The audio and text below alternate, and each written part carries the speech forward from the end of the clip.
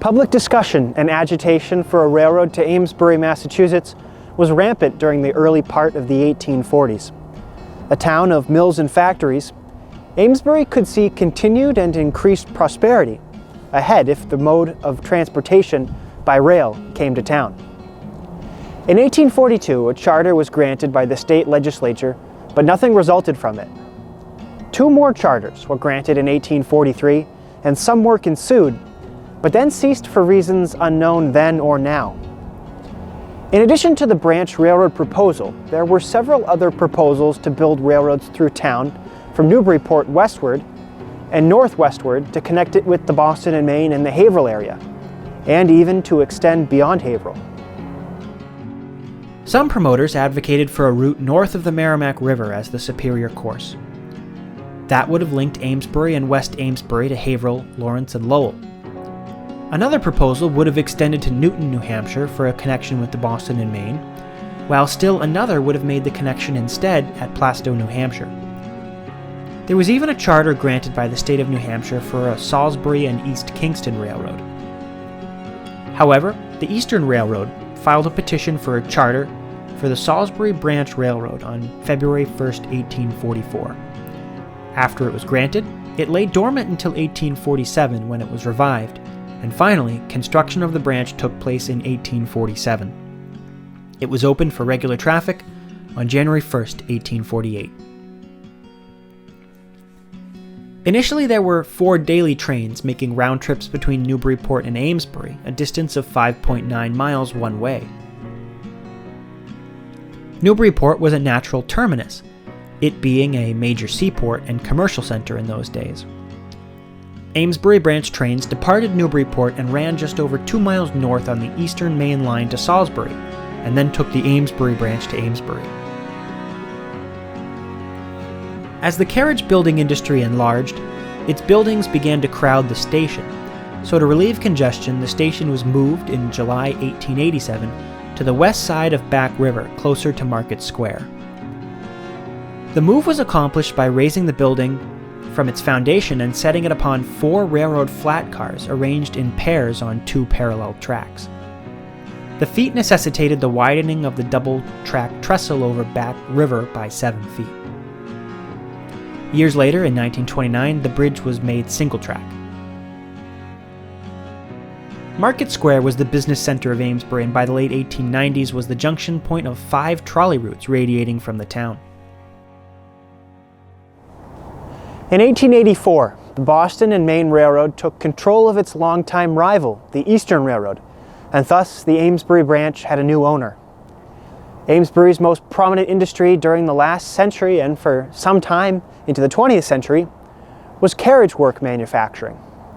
The carriages, wagons, and sleighs were shipped on flat cars in the early days with white muslin shrouds over them to protect their finely furnished wood and metalwork.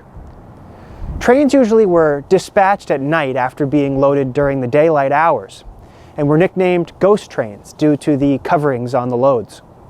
Later, the Boston and Maine developed some special carriage boxcars for carrying the Amesbury products. They were low-roofed since they had to be brought into the buildings themselves for loading. They were notably longer than the other Boston and Maine 36-foot boxcars of that era because of the lightweight per unit need for their cargo.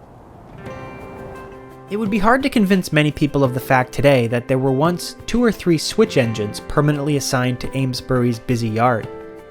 Their home was a 4-stall engine house built in 1885, located on the north side of the branch main line, near the throat of the yard.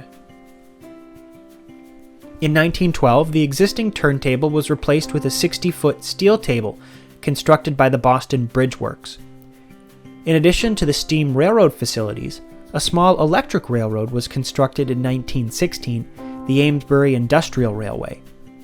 It interchanged with the Boston and Maine at a spur off Railroad Avenue. The Industrial Railway's trackage was mostly in the mill yard area, and to reach there, it had to operate on the street trackage of the Massachusetts Northeastern Street Railway. The little industrial line owned a single steeple cab electric locomotive which could handle only 1 loaded freight car. The industrial line shut down in 1932. For about 72 years, Amesbury Station was a busy place. Some trains provided through service to and from Boston without changing cars via the main line through Lynn and over the Newburyport branch through Wakefield Junction.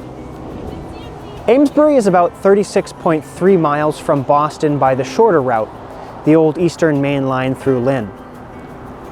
Special trains were a normal occurrence as Amesbury high schoolers took annual trips to Washington, D.C. or to the White Mountains of New Hampshire.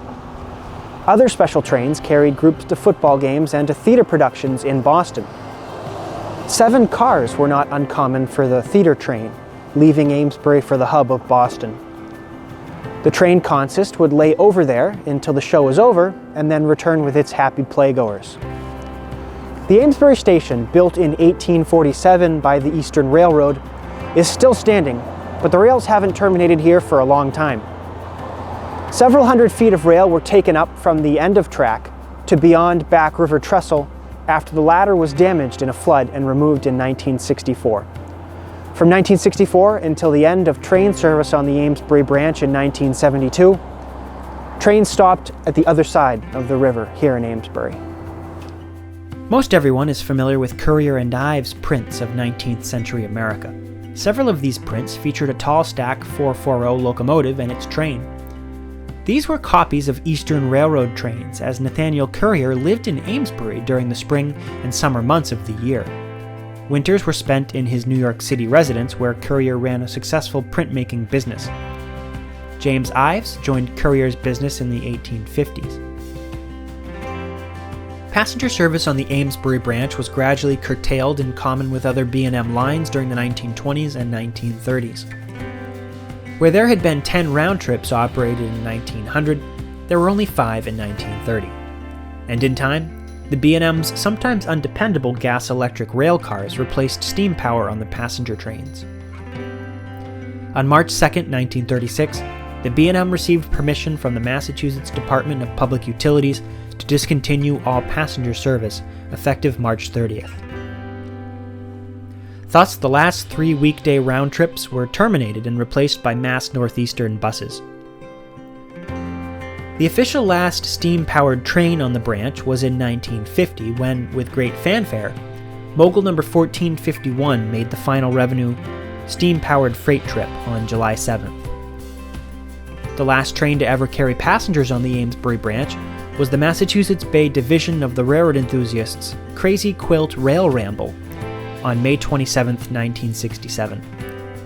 This train consisted of Budd RDC cars number 6102, 6904, 6303, and 6135. The train came down the old Eastern Main Line from Portsmouth to Salisbury and reversed direction to run along the branch to Amesbury. The Boston and Maine's steel swing bridge over the Merrimack River between Newburyport and Salisbury on the Eastern Route Main Line was closed in 1965, and this changed service to Amesbury. The B&M's main line to Portsmouth, New Hampshire was severed, and as a result, the only rail connection to Amesbury and points south of Portsmouth was to run on the stub of the Eastern from Portsmouth south to Salisbury. What little freight business was left in towns like Hampton, Seabrook, Salisbury, and Amesbury became the dominion of the Portsmouth Switcher. Service to Amesbury ended in January 1972, and trains never again traversed the Amesbury branch. One day we took the switcher and they said we got to get on Amesbury and pick up a freight car. And so we took the light engine. It was a switcher, one of the 1100s, and we drove. We went all the way down to Amesbury up to the line, and the line was all overgrown with brush and trees and everything else. And we had to flag the crossings and all that. And we get up there. There's a cop come down. He stops at one of the crossings. We're just about to go across. He says, "Oh my God," he says, "I don't think I ever saw a train down here before." He was amused. And so anyway, we went in, we found the freight car, and we took it back out. But shortly after that, the line was abandoned. But that's the only time I ever went down on the Amesbury branch. The Amesbury branch, along with other railroad lines in the eastern part of the Commonwealth, were later owned by the Massachusetts Bay Transportation Authority. The branch remained intact for years, with trees up to 5 inches in diameter growing between the rails and ties. The engine house was torn down many years ago, and the abandoned turntable pit was filled in. Salisbury Point Station, extremely small, was moved to a nearby home to become an aviary for raising canaries. Amesbury resident Richard Nichols discovered the building, unused, dilapidated, and slated for raising by its then owner. Nichols was presented with the station, and he began the process of moving it to a new site behind the Bartlett Museum in Amesbury.